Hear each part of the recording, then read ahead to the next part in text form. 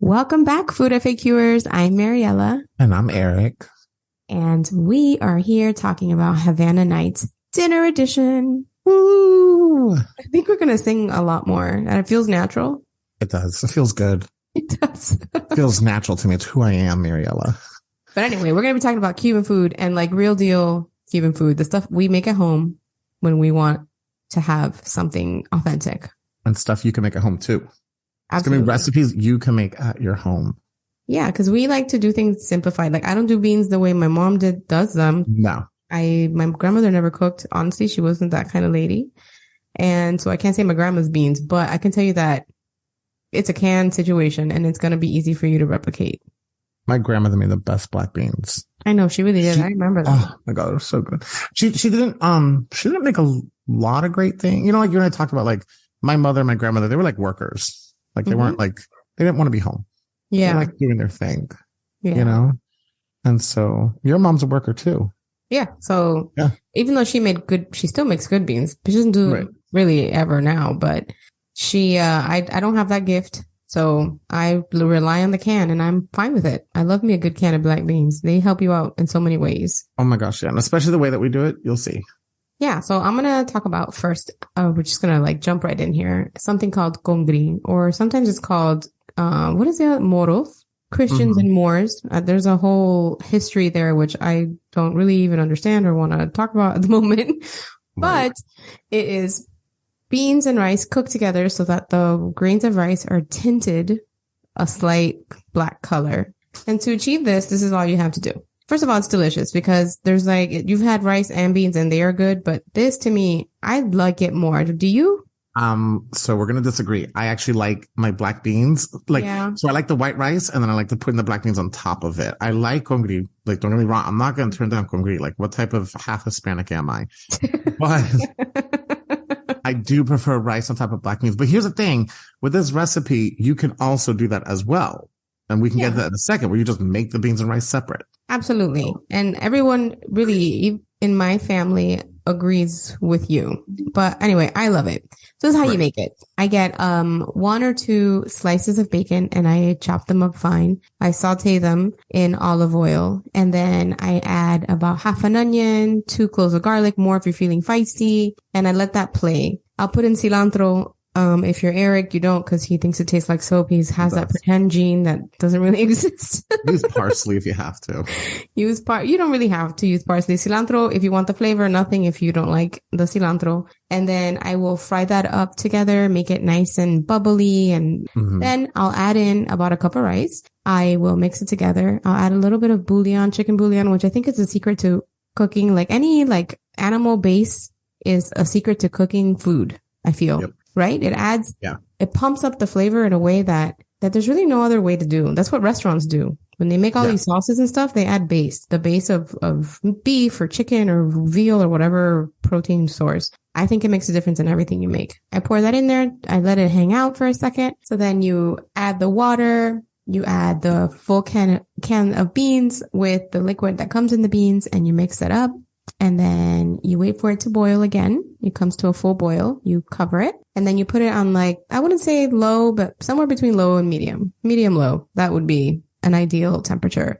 And then you let it run for about 12 to 15 minutes. Take a look at it and see if the water has absorbed into the grains of rice within that time frame. And then you turn it off and you take it off the heat and you let it sit for about 10 to 12 minutes. And then you open it and you fluff it with a fork. And that's congri. That's it. Dunzo magunzo. It's so good too.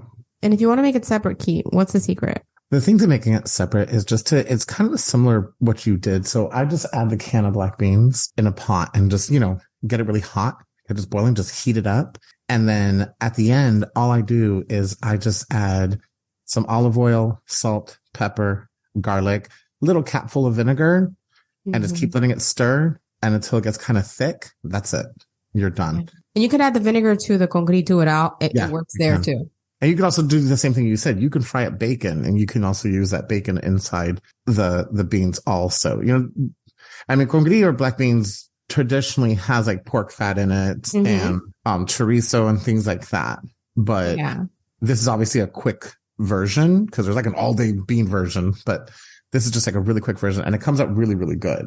Yeah, and it's like you can make it in the weekday, I make it in the weekday all the time because it's fast. Right. And this is the cooking that I do, fast cooking. I don't have the luxury of like eating shit and making beans for the entire day. Like I don't have that, nor do I want it. And bacon is my shortcut to Flavor Town, Guy Fieri, Flavor Town. You could put bacon in anything and it will make it it jazzes it up immediately. It does. And you can also do this with red beans too. So you have a can of red beans in your home.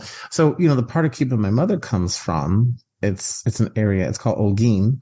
And the province of Oriente, and they use red beans. So I grew up a lot on red beans more than black beans. But I love red beans. You could do red beans also in those. I actually prefer black beans, but me too. Red beans, you can definitely do red beans also. And this comes out perfectly. You can make the congri with the red beans as well. And it comes out perfect. And if you want to add, be a little extra and you have time, you can spread it on a cookie sheet and then put it in the oven and bake it. And that adds a toastiness to the rice, kind of separates the grains a little bit. And it adds another layer of flavor. If you would like to do that, I would recommend that as well. I never have time for that shit, but if I did, I'd do it. That's something you can do as a weekend thing. Yeah. So now we have the side dish out of the way. While that's cooking, right? Or actually, before you even start making the rice, what do you do, Keter? You make something to season your meat. Yeah, you got to make something to season your meat. And so we call that mojo.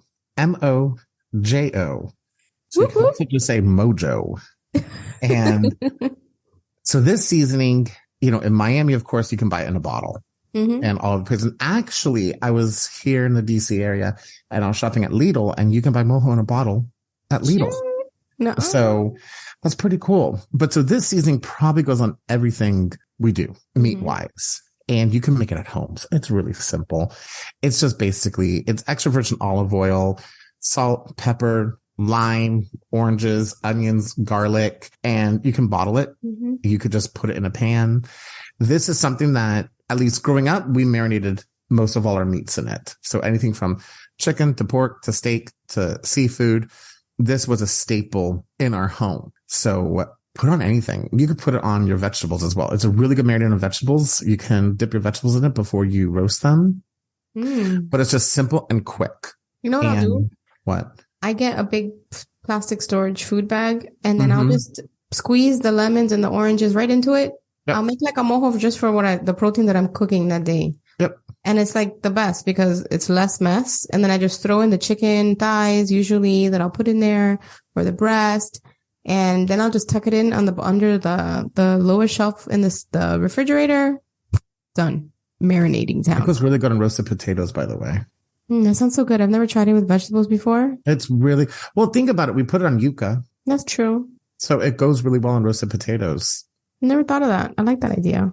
I like that a lot. Living on the wild side, Mariela. Living on the edge. Too. You could make this a vegetarian dish if you're so inclined, I suppose. Yeah. And then you just cook it. I make literally everything in the air fryer. If you've ever made a chicken thigh in the air fryer, you're living. It tastes so good because the skin gets crunchy and the meat inside is nice and soft. So good. I don't like dark meat. I know you don't, but the breast is good too. I mean, it does dry it out, I think, considerably. It dries it. Yeah, I think it dries it out. I think roasted in the oven for a breast is a little bit better. Shit, not even. I'd rather just do it on the pan, right? With a little olive oil on the stovetop. It depends. The thing is, if a chicken breast is really thick, I like to butterfly it or, make cutlets out of it. Me too. Just to get it done. Just because I think when you cook thick chicken breast in the pan, and you totally can, of course, I just think it takes quite a while to do. You know what it is? I'm just hungry. I get it, girl. I just wanted to be fast. That's all I want to do. I don't have time for that. I never cook fat ass chicken breast. Who does? And who are these fat chickens? American chickens. That's what they are. Full of the antibiotics and I don't want to see them alive. I don't, because these breasts keep getting bigger and fatter and oh my God, I worry for these chickens. It's scary. But it's delicious. Don't get me wrong. When you say big breast chickens, I'm just thinking big titty chickens now. Every time I slice it, and now I remember maybe 15 years ago, you would slice a chicken breast and you would get 2 pieces, 2 cutlets out of it. Now you can get 3, 4, easy peasy McBleezy. My God, you're old. That must have been an era to grow up in. What a way to be alive.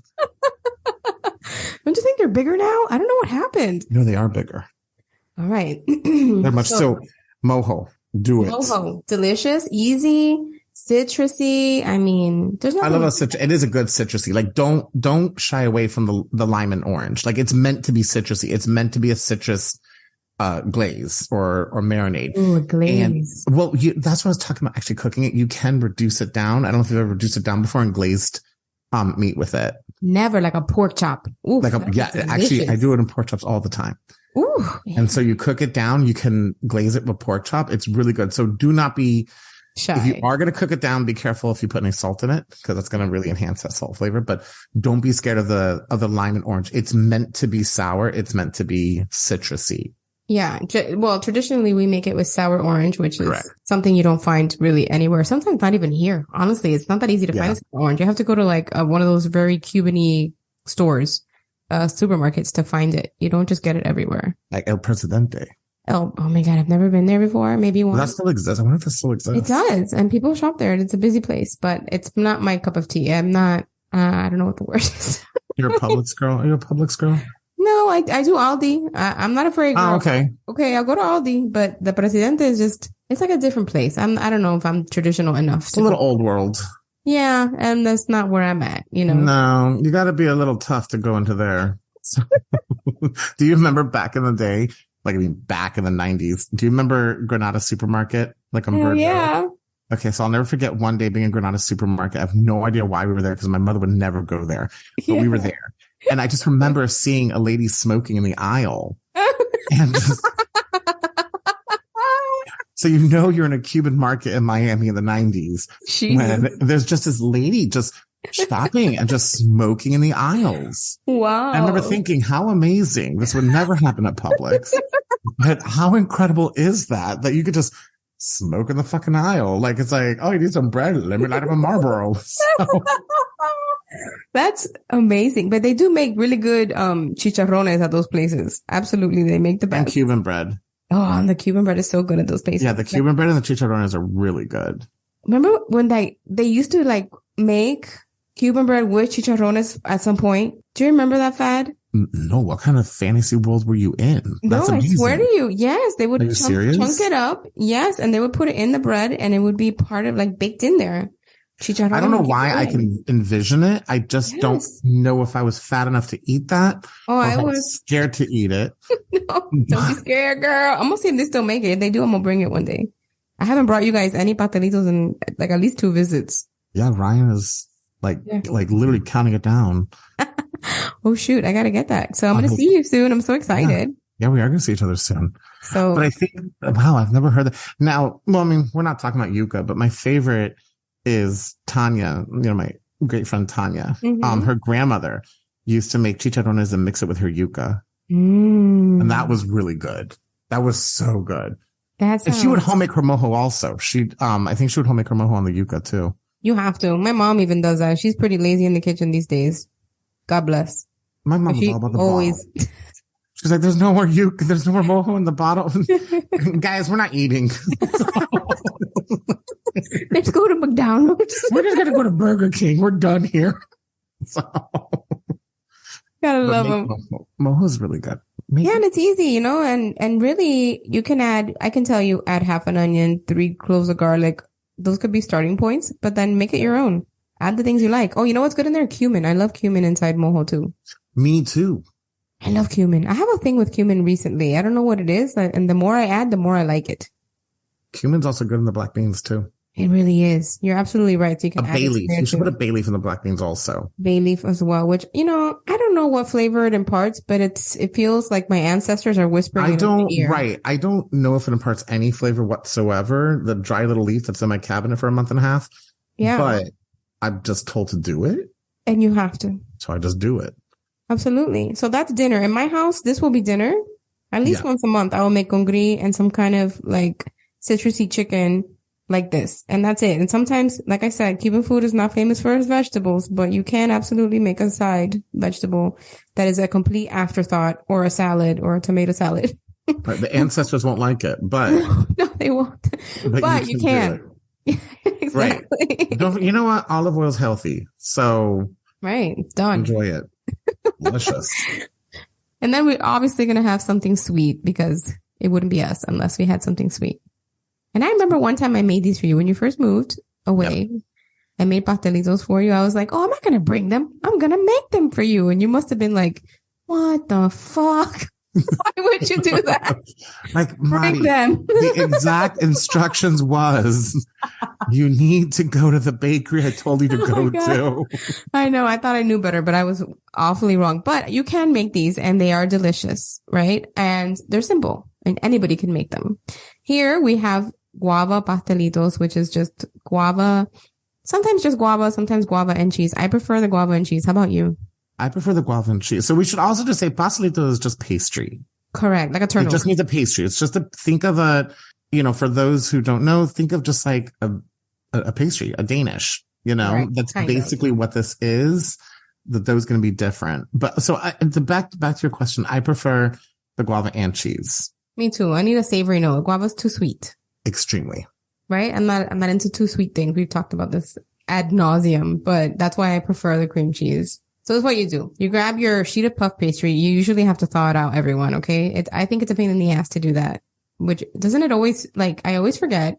But anyway, yeah. I'm not going to complain about this. It's already made and it's a really good product. You put it down in the fridge, thaw it out for like 20, 30 minutes. You take it out, lightly flour your surface, roll out the dough. It comes in a rectangle square. Yeah. So you roll it out a little bit, make it a little bit thinner, cut it into, I would say like 9 triangles, 6 if you want to make them larger. Not triangles. It's a square. Yeah. Cut them into 9 squares. I think it would make at least 9. Then you would put, if you can't find guava where you're at, you can find maybe like a jelly, maybe a raspberry jelly, seedless, something with a little bit of tartness. I don't know, strawberry. You can also omit it completely and just make a cheese pastry. You could do that.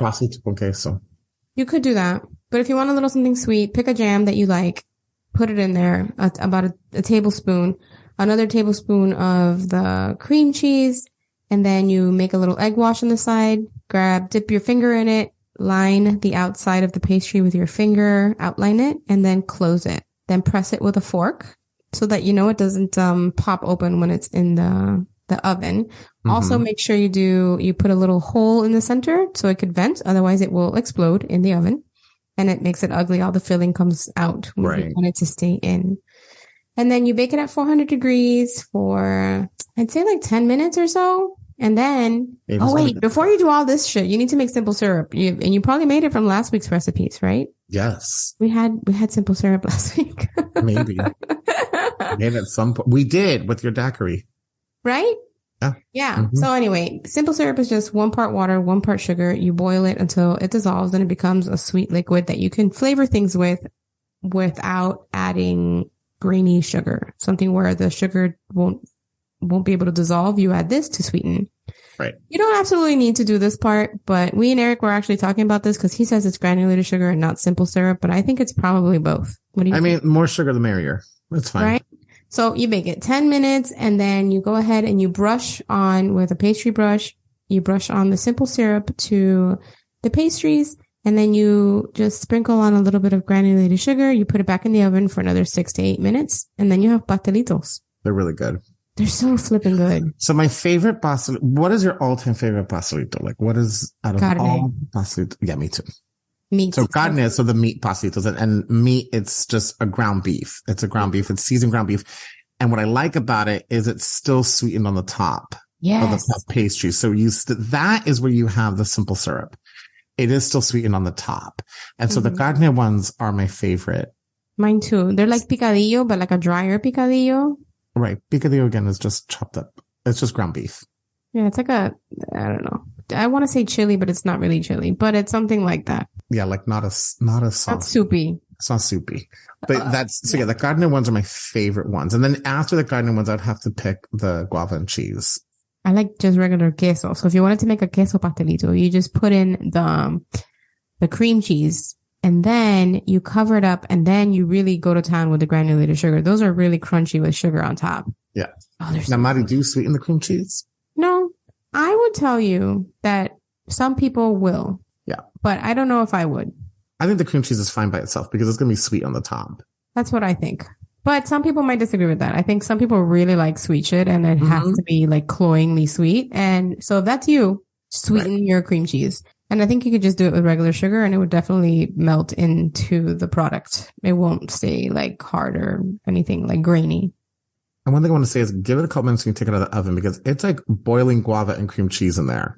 True. So you could give it a couple minutes. Like it's going to be hard to let it sit for a couple minutes because it's going to smell really good, but you got to give it a couple minutes. Absolutely. And, I want to add that at least in my home, pastelitos were primarily eaten as a breakfast. Yeah. It was, and let's be more specific. It was like a Saturday breakfast. It was not like, don't think you wake up in a Cuban mother's home and you're getting pastelitos on a Wednesday morning on your way to work or school. Excuse me. No, you got like coffee and bread. But this is definitely something that the way that I think I best described it was in like American culture, kind of like how when you get your kids donuts in the morning on like a Saturday weekend breakfast on the weekend, this is like something we would have as like a breakfast in the morning. Did you drink coffee when you were little? I would take a sip of it. I actually was not a big coffee drinker until a couple of years ago. Really? Uh-huh. My mom used to wake me and my sisters up, like up until like 9, I want to tell you, with café con leche inside a baby bottle. She would bring it nice and warm, and that's how she would wake me up. So I've been drinking café con leche since I was a child, and that was okay. I mean, that's the 80s. That's totally fine. But you still wake up in the morning and you have your coffee and milk. I have to. Like we went out and bought coffee when you were here last because there was none in my home. I know. I don't ask for a lot, but I'm like, I really need that part. That part is imperative for my living. Yeah. And it has to come from that. It is that. It's because I have literally done it my entire life. I was not a big coffee drinker, but like in my home, my mother was, of course, a huge coffee drinker. My grandparents were big coffee drinkers. Mm-hmm. And especially in the morning, but like nobody between my grandparents and my mother, they did not start their day until coffee was in their hand. And Cuban coffee. Cuban coffee is a really, really good treat. Yes. And it's because it's very sweet to me. Café con leche is very sweet to me. It is. Now, I will say, if you want to get your morning started, get like the little coladas. What's a colada, Keter? Because it's like an espresso. Right. That's probably the best way I can describe it. It's like an espresso. Like not. Literally. It's like you can see into the future when you drink this. Right. Because so when they serve you a colada, it's in like I have a vision. Now you got to remember, I haven't lived in Miami in years, but I have a vision in Miami of like people carrying around these little white styrofoam cup and they have a bunch of little disposable shot glasses because you cannot drink the cup of this. Oh no, you'll die. And you put it in the shot glass and it's like tar. It looks like tar. Yep. And there is sugar in it. A ton. Yeah, because, it is Cuba. So sugarcane tobacco does grow there. We love our coffee and cigarettes. Yes. But so it's, and they just pour that little shot and it's nuts. Like you can feel your heart. Yeah. It's so good. And then you can become addicted quickly. Oh, let's see that I will take any day. I love a colada. Like that's really good. And always the person serving it is the most popular person in the room. You gotta love Miami. Absolutely. And like, see, I have that vision of like the little old man with the colada and just like serving it around to people, like just randomly standing in line somewhere. Yeah. And they comment it and they're so sweet. I love that about Miami, honestly. Yeah. They really that is like a nice thing about old Miami. Miami. Let's say the Miami we grew up in. Yeah. Anyway, so we're here reminiscing, but these foods are things that are really near and dear to our heart. We actually ate them and still eat them and will continue to eat. My kids eat this, they ask for it by name because these are really like ingrained in our culture. Yeah. And they're easy for you to try too with the things that you can find readily available in your supermarkets wherever you're living. And you can always adapt them to your own tastes. Exactly. I think just what's fun, like not to be a little corny, but I think of like a Cuban meal. I think of like a lot of friends and family getting together and it's always like on a big table, just everybody chatting. So, it's something really great to share with everybody you love and with your family and friends. It's a really, really, I don't know. It's just food that when you make Cuban food, it's a lot. It's a lot. Yeah. It's always a lot. Yeah. So we hope you enjoyed this episode and please go ahead and leave us a 5-star review. You can connect with us on Instagram. We have a few things up. Every so often we go in there. We're busy people. We're just starting. And we're just starting and we love communicating with you guys. So get in there friend us or whatever the kids do, whatever they follow. What do they do nowadays? Whatever they do nowadays, we're here. We're open to your suggestions. If there's anything you want to hear, drop us a line. And we hope you have a fantastic week. Take care. We love you guys. Yes, we do. All right. We'll catch you next time. Bye.